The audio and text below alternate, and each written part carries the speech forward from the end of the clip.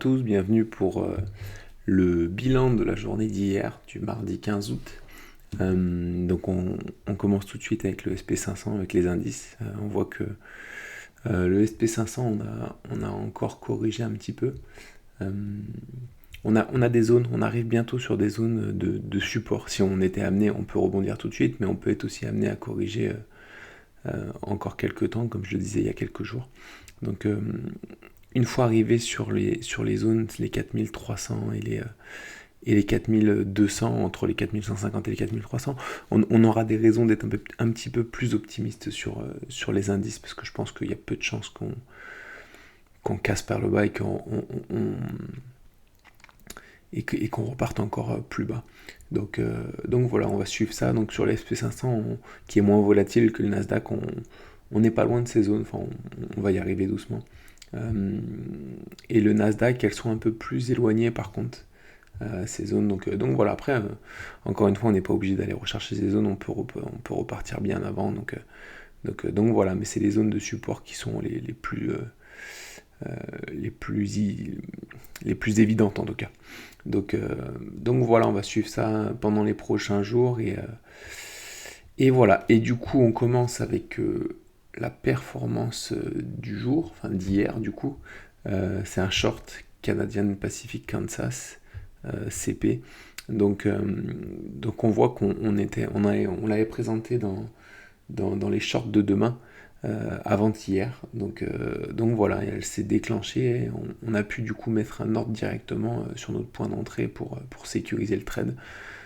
Donc voilà, d'autant plus qu'on arrive sur le bas du triangle ascendant. Donc ça c'est susceptiblement une zone sur laquelle on peut rebondir. Donc voilà, c'est important de mettre le stop loss sur le point d'entrée.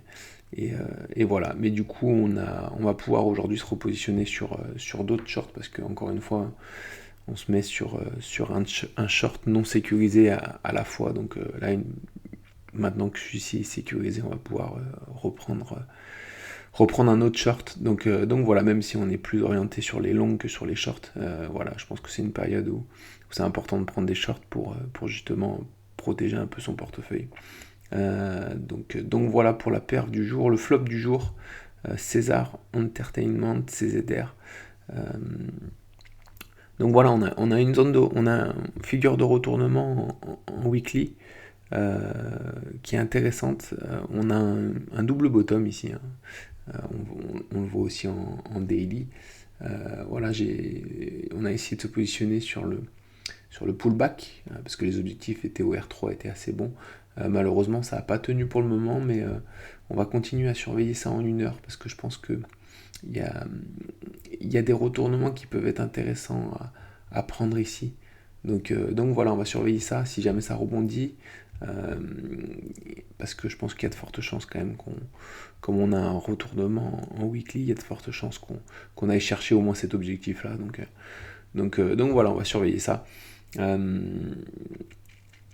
Donc voilà pour le flop d'hier. Du coup, l'opportunité d'aujourd'hui, le marché ouvre à 15h30, le marché américain du moins.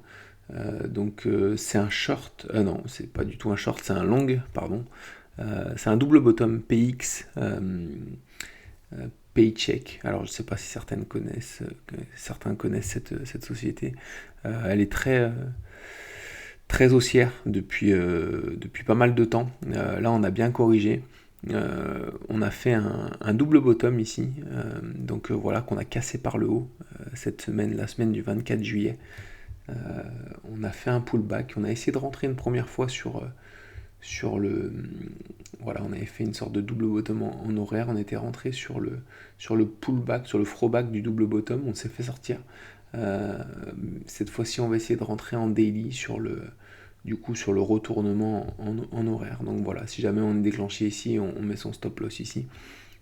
On a des objectifs qui sont intéressants également. Donc voilà, R3, et puis c'est intéressant encore une fois de se positionner sur des actions comme ça haussières parce que elles peuvent nous emmener très haut assez rapidement. Donc voilà pour l'opportunité de demain, et on va finir par le short de demain. Kidel Ortho. On l'avait pris en longue il n'y a pas longtemps parce que comme on peut le voir, ici on était sur un double bottom, donc ici il y avait une zone dure, on a essayé de la prendre en longue. On avait mis un ordre, en tout cas je pense pas qu'on ait été déclenché, vu qu'on a eu un gap baissier ici, donc voilà. Et du coup ici sur le gap baissier, donc on voit qu'on a finalement le double top ici, ça se transforme en double top, on a cassé par le bas et on a des objectifs qui sont au R3, donc là on s'est positionné sur le retournement, sur le pullback en 1 heure. On va le voir, voilà. Donc voilà, on a eu un retournement ici, donc on met un ordre ici, et si jamais on est déclenché, il y a notre stop loss qui se mettra ici. On a des objectifs, R3 il me semble, comme on vient de le voir. Donc ça peut être intéressant, faut se positionner un peu sur les shorts en ce moment, essayer de les enchaîner, comme ça baisse pas mal, surtout si on est amené à retrouver les zones de support comme indiqué précédemment. Voilà, ici, donc voilà, il y a encore un peu de marge, donc il faut essayer de se protéger avec des shorts. Donc voilà pour le bilan de la journée d'hier. On se retrouve du coup demain matin pour le bilan de la journée d'aujourd'hui. Bonne journée.